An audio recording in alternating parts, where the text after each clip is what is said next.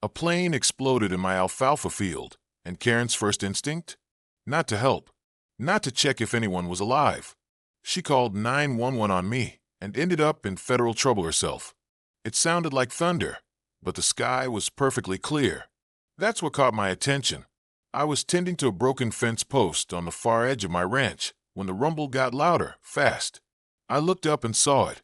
A small white and red propeller plane, wobbling like a drunk goose, descending way too fast for comfort. Before I could even shout, the thing clipped the top of my barn, bounced once in the field, and skidded right into the alfalfa patch, plowing a dusty trail through my best hay like it was parting the Red Sea. I dropped my tools and sprinted.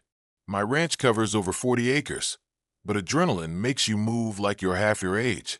The pilot was conscious, shaken, bleeding a little from the forehead, but alert. He was trying to unbuckle himself, murmuring something about engine stall. Emergency comms failed before I helped drag him out just in case the fuel tank decided to do something cinematic and explode. Thankfully, it didn't. I got him to the porch, gave him water, and called 911, not because I needed cops, but because I figured we'd need EMS and FAA folks soon. A plane crash, even a small one, is a big deal. What I didn't count on was Karen. See, technically, part of my ranch borders an HOA community. My land was grandfathered and long before their little suburban utopia ever sprouted up next door. And for the past 2 years, Karen, the self-declared HOA president, had made it her life's mission to pretend my property was part of her kingdom. She's complained about my fencing, my livestock, my lack of landscaping, even the unpleasant sounds of nature, which I assume meant my rooster, who crows like he's auditioning for The Voice every morning. So when she saw the plane crash from her upstairs window, she must have thought it was finally her chance to shut me down for good. I knew something was up when, before even the ambulance arrived, 2 squad cars came blazing down my private dirt road. Sirens, lights, and all. The pilot was resting with a blanket over his shoulders. I waved the deputies down and started explaining the situation. That's when Karen came marching through the brush like she was the sheriff in a spaghetti western.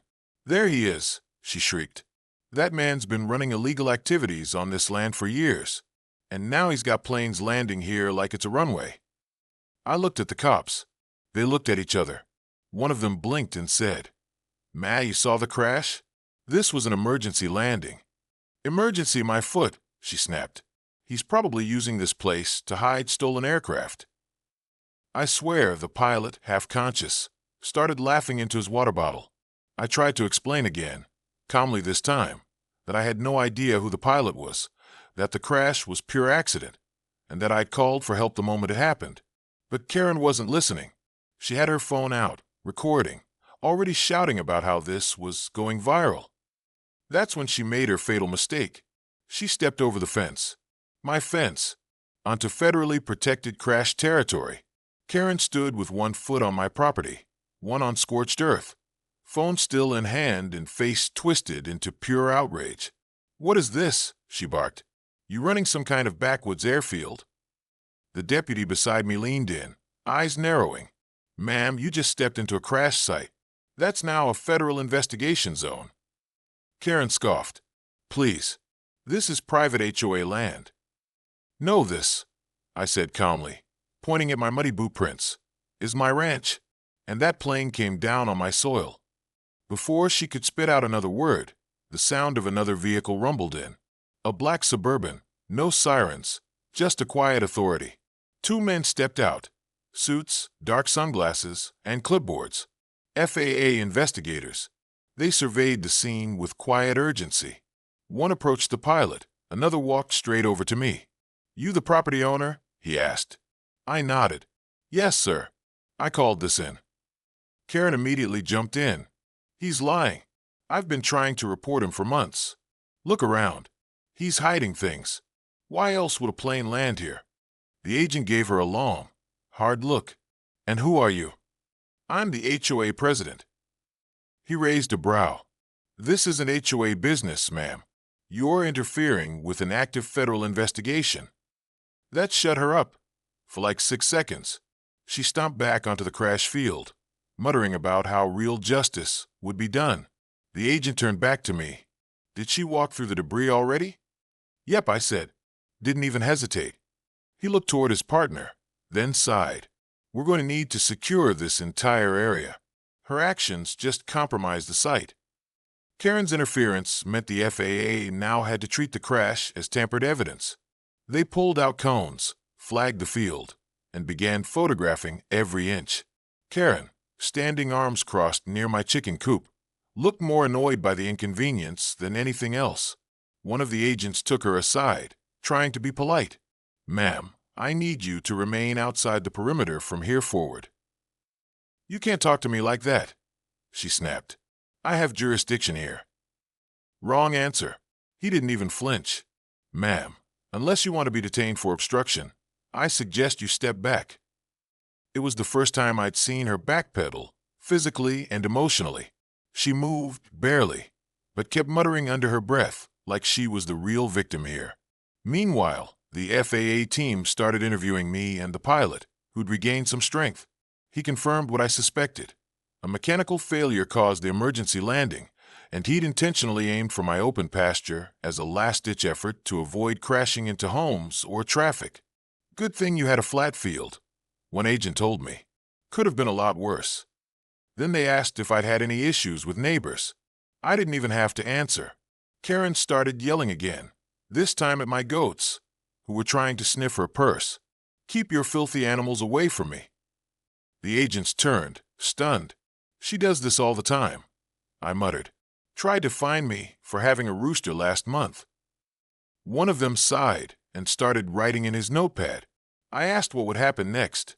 Well, he said, we'll run diagnostics on the plane, but since someone unauthorized entered the crash zone, that's now part of our report. He glanced at Karen, still flailing at a goat, and if that person gave false claims to law enforcement during a federal response. He didn't finish the sentence, but the look said it all. By the time the sun began to dip behind the hills, Karen had called 3 people, her HOA board, a cousin in legal affairs, and what sounded like a local news tip line. None of them could save her. The FAA taped off the site, even placing small evidence markers along the gouged soil and splintered barn siding. Karen kept pacing behind the yellow line, like she was looking for a loophole in reality. She finally marched up to the 2 deputies. I want him arrested for harboring illegal aircraft and endangering this community. The older deputy rubbed his temple. Ma'am, you've already made several false reports today. False. That plane landed right in front of my window. On his land, which you trespassed, while we were responding. She looked like she might explode. The FAA agent stepped back in. We're filing an incident report with her name on it. Her presence disrupted evidence collection, which now affects our documentation process. Karen went pale. Wait, what do you mean my name on it? It'll be reviewed federally. She started stammering.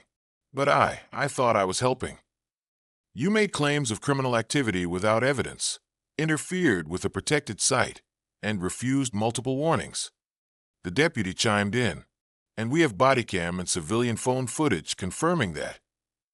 She looked around. My ranch hand, who'd showed up midway through, had been recording the whole time. Silently, steadily. Karen backed up like someone pulled the floor out from under her. Then, her final move. She screamed, "This isn't over," and stormed off toward the HOA entrance. 3 days later, I got a knock on my door. It was a courier, official-looking, holding an envelope with a federal seal. Inside, a copy of the FAA incident report, and a notice that I was being cleared of any suspicion. My cooperation, they said, had been timely and helpful in maintaining public safety. Karen, on the other hand, the last page listed her as an unauthorized civilian interfering in a federal response. It came with a recommendation for a civil fine. I heard later, through a friend who used to be on the HOA board, that the fine was over $10,000. Not to mention, the local PD was considering additional charges if she pulled another stunt like this again. But that wasn't the best part. Apparently, during the FAA visit, they also discovered that Karen had built a shed that violated her own HOA setback laws by over 6 feet. She'd been so busy watching me, she hadn't noticed the rule book. She was breaking herself. And this time, her neighbors turned on her. Karen wasn't seen for 2 full days after the federal report hit her mailbox.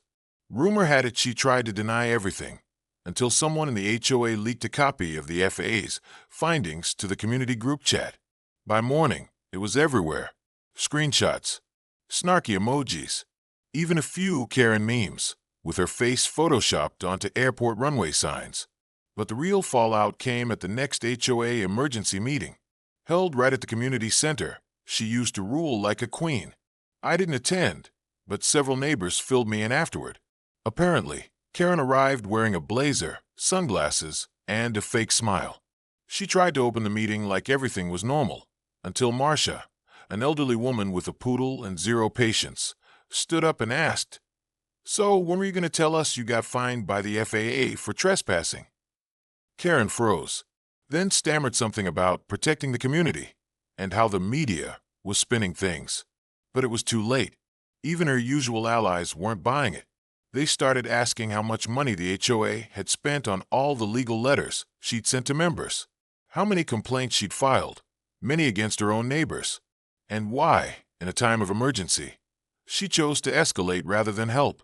One board member reportedly said, "You're not leading anymore. You're just causing problems." And just like that, the vote was called. No screaming, no throwing chairs, just a cold, hard 5-0 vote to suspend her HOA authority indefinitely. Karen stormed out before the vote was even done. But trust me, it was far from over. A week later, I was back out on my land, repairing a section of fencing the crash had knocked loose, when a sleek black SUV pulled up again. My heart jumped. Not because I was scared, because it wasn't over. 2 FAA agents stepped out, along with someone new, a woman in a tan suit and DHS badge. "Mr. Taylor," she said, walking toward me. "We wanted to follow up, not just on the crash, but on the incident afterward." I offered them all water and led them to the porch. They didn't sit long. "We've reviewed your case," she said, "and it's part of a growing concern. Civilian obstruction of emergency response teams. What Karen did wasn't just entitled. It could have cost lives if the situation had been worse." I nodded slowly. "She acts like this all the time. That's why we're flagging your neighborhood for ongoing risk assessments. Interfering in federal or emergency operations is serious, and we think your HOA might be at the root of some repeated behavior patterns." My eyes widened. "You mean you're investigating the whole HOA?" She nodded. "The FAA's already submitted a formal complaint regarding board practices, and we've received 2 additional reports of abuse of power in the last 6 months, all traced back to this same HOA." I couldn't believe what I was hearing. My land, once just peaceful pasture, had become the center of a potential federal review. The agent handed me a card. "If anything else happens, report it immediately. This isn't over. And frankly, she's not your problem anymore. We're watching now." They left. Dust trailed behind them, and for the first time in weeks, I felt something dangerous shift. Karen wasn't just in trouble. She was in real trouble.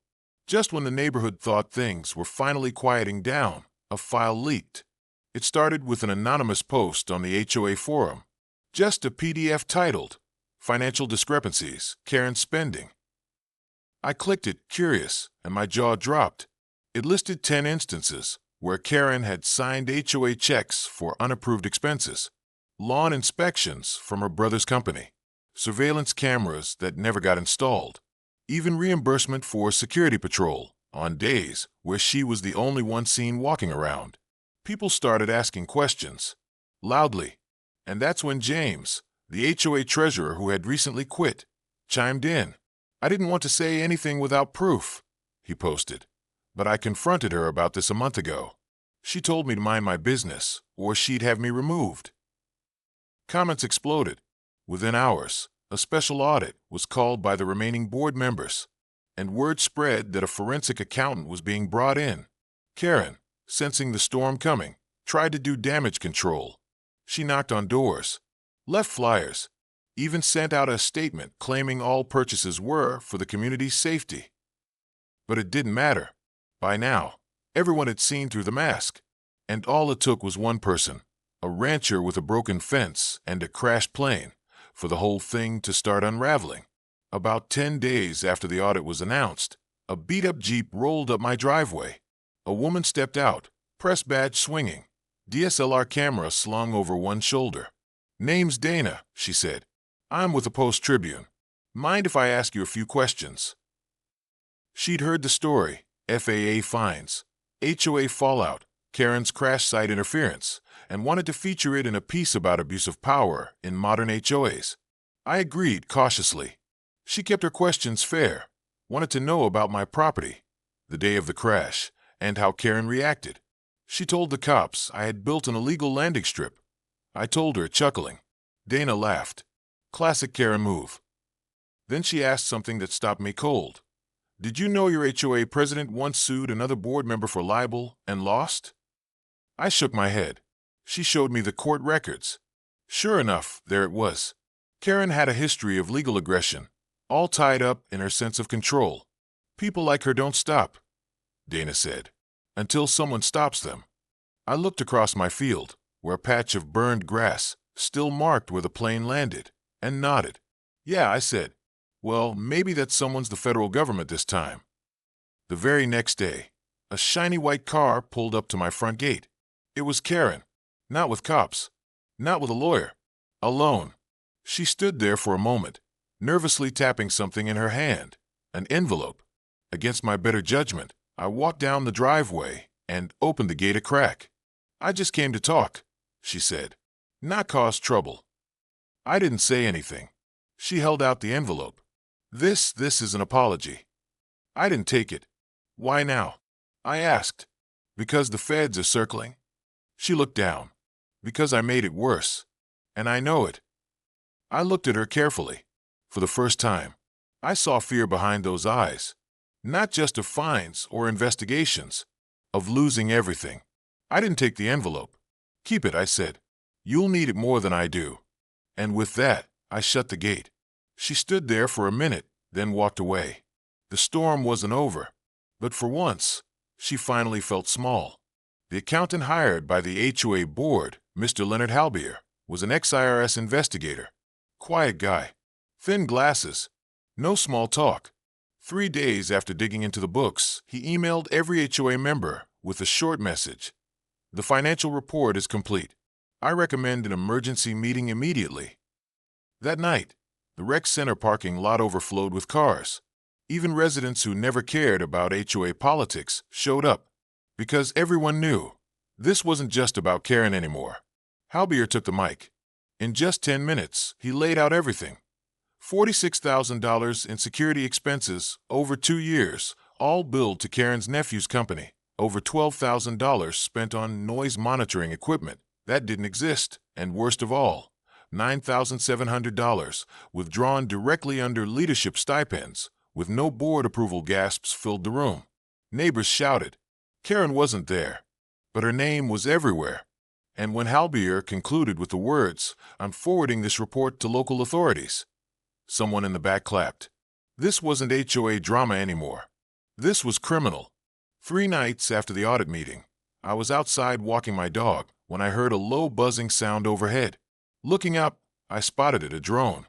Mid-sized, flashing red LED. It hovered above my barn for nearly 2 minutes, then zipped off over the treeline.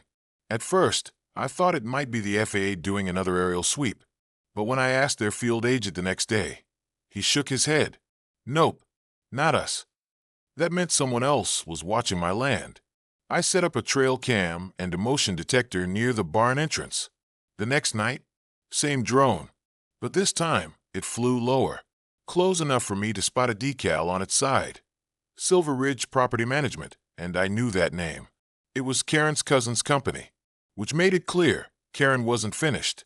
Even after fines, audits, and public humiliation, she was still digging, still spying, still trying to prove I was in the wrong.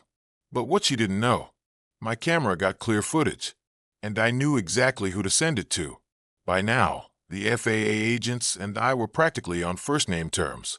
So when Agent Morris showed up again, this time with 2 colleagues and a hard case, I knew something serious was happening.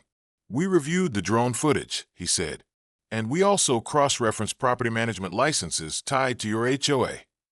Then he opened the case. Inside was a thick binder, a federal investigation log. This HOA has been flagged in 3 separate cases in the last 5 years, Morris said.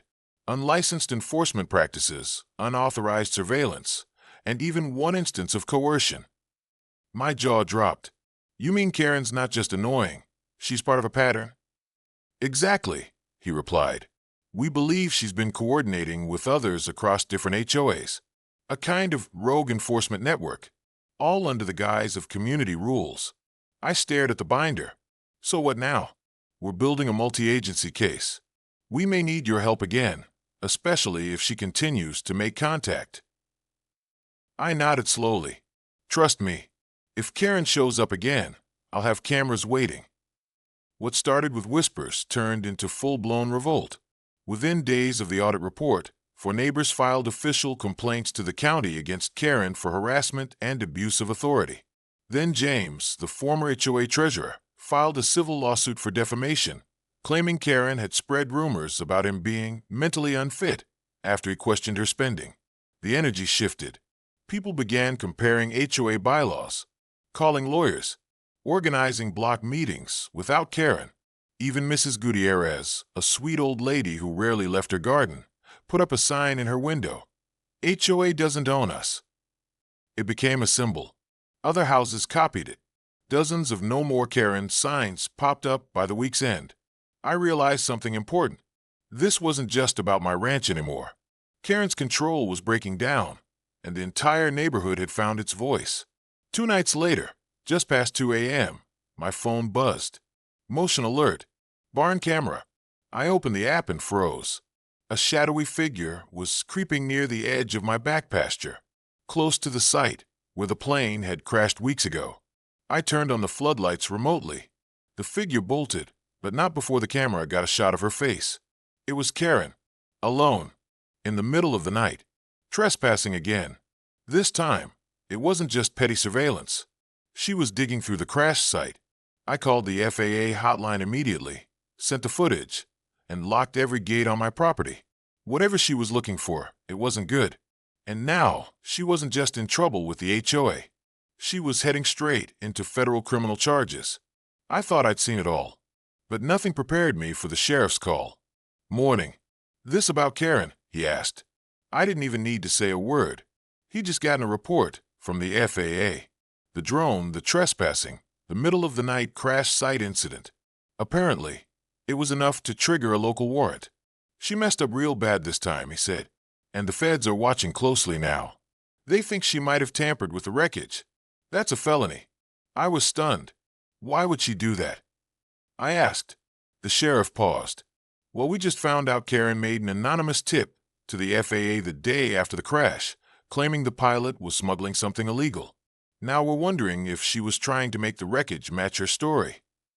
Suddenly, it all clicked. The digging, the sneaking around, the drone. Karen wasn't just nosy. She was trying to frame me. And now, both local and federal law enforcement had her in their sights. A few days later, a beat-up white truck pulled up outside my gate. Out stepped a man in a tan jacket, sunglasses, and steel-toed boots. Didn't look local, but he knew my name. You don't know me, he said, but I used to fly with the guy who crashed here. He introduced himself as Tom Rylan, a former Air Force pilot turned contractor. Apparently, the pilot who went down, Nick, was carrying sensitive surveying equipment for a federal project. Nothing illegal, but valuable. I think Karen got wind of it, Tom said, and I think she thought she could spin it. My chest tightened. So, she's trying to make it look like I was involved in something criminal? Tom nodded. That's my guess. And if she gets to that wreckage again, she could plant something, anything. You need to secure the site. I already had cameras and fences, but now I realized Karen was playing a dangerous game with federal fire, and I was standing right in the blast zone. The emergency HOA meeting was packed. No snacks, no pleasantries, just raw anger. James, the former treasurer, stood up and dropped a stack of printed emails onto the center table. Proof Karen used HOA funds for surveillance equipment installed on private property. Gasps.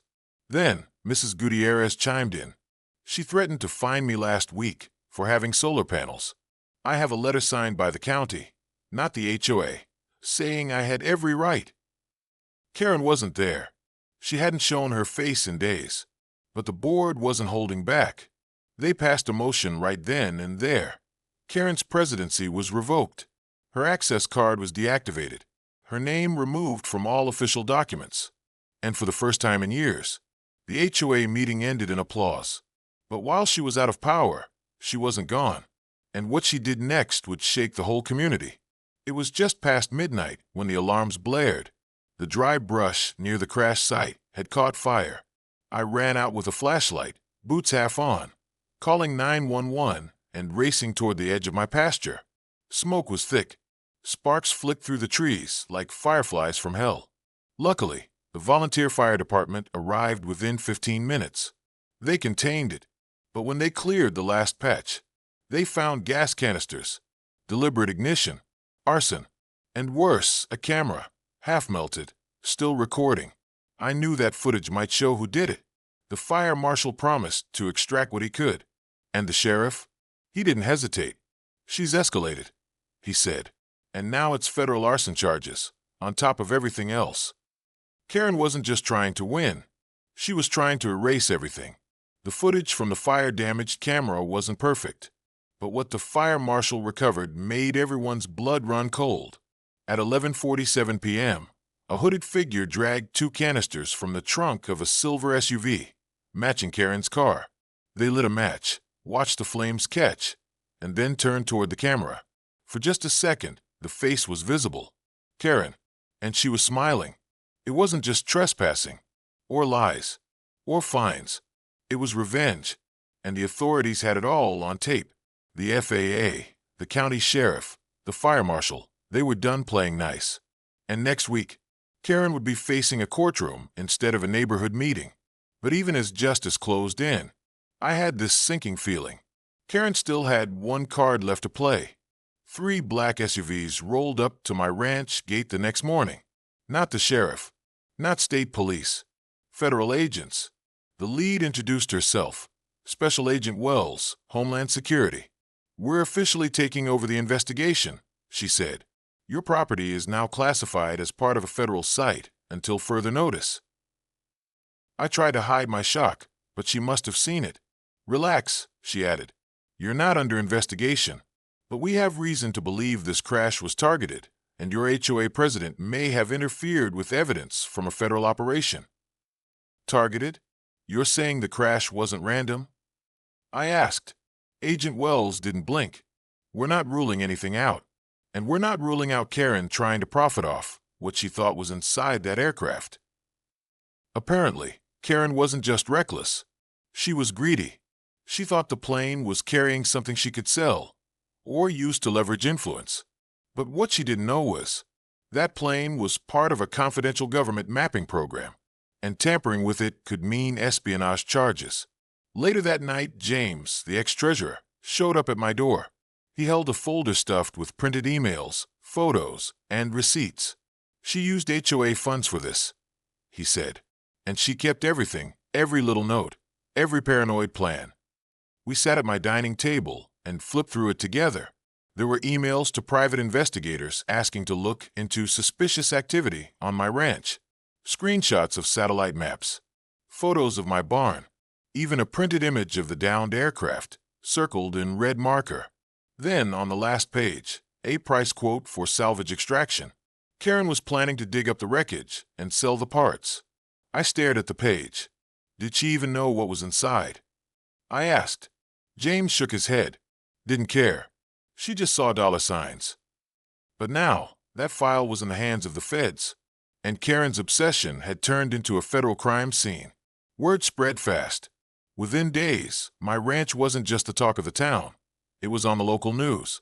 Drone footage of the wreck, video of fire crews, and a segment about the HOA president under federal investigation for potential arson and obstruction.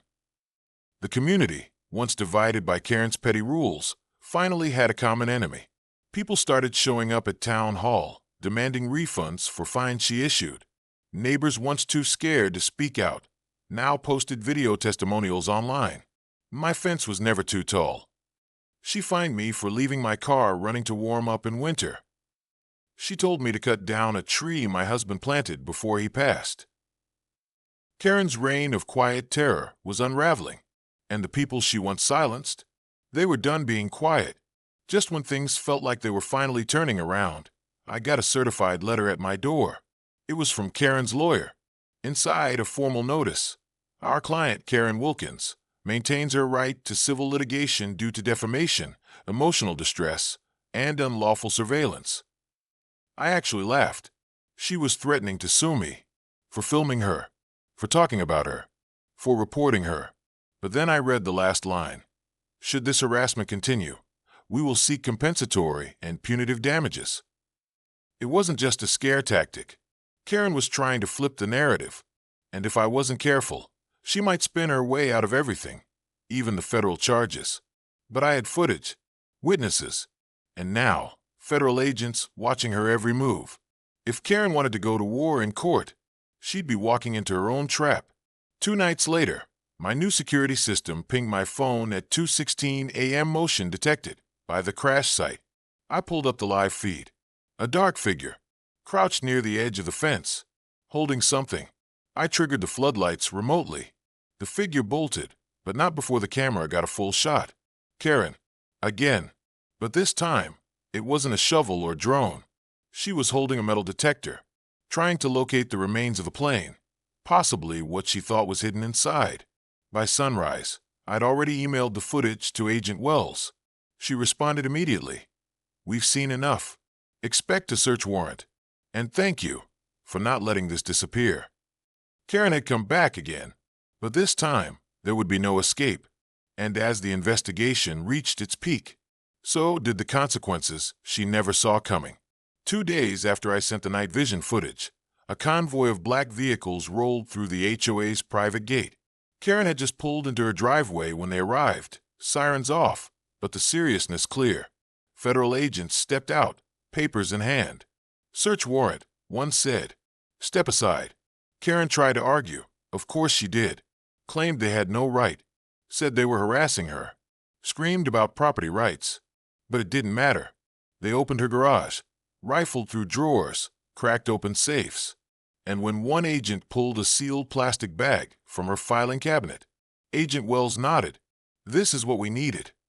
I wasn't told exactly what they found, but I heard enough. Karen had taken a small black box from the crash site, a government-owned GPS system with encrypted coordinates. Tampering with it wasn't just theft. It was a felony. The next morning, local headlines read, HOA president under federal investigation following ranch plane crash. Karen was officially named in the report. Charges: obstruction of a federal investigation, possession of restricted government property, and trespassing. The community watched in shock, some in disbelief, others in satisfaction. As for me, I kept my distance. Let the system work. But when I passed her house that evening, I saw something strange. Her HOA banner had been ripped off the mailbox. Someone had thrown red paint over her porch and taped a note to her front door. You don't own us anymore.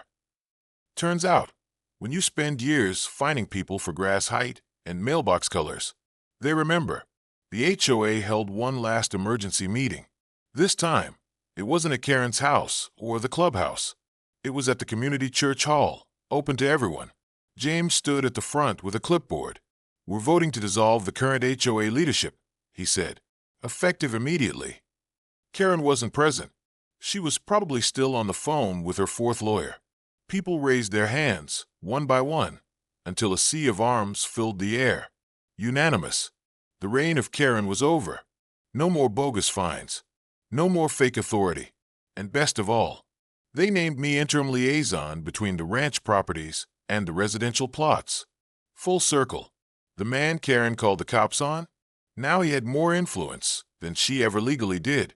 A week later, Agent Wells showed up again, this time without backup. She parked outside the fence and walked up to me as I checked the fencing near the crash site. Thought you'd like to know, she said. Karen took a plea deal. 3 years probation, heavy federal fine, and a permanent bar from serving on any HOA board in the country. She's lucky. Wells added. Could have been prison time. I didn't know what to say. All I'd wanted was peace. A normal life on my ranch. But somehow, this wild crash and the chaos Karen stirred up ended up giving the entire neighborhood something more: freedom. I kept part of the crash site fenced off, not out of fear, but to remember.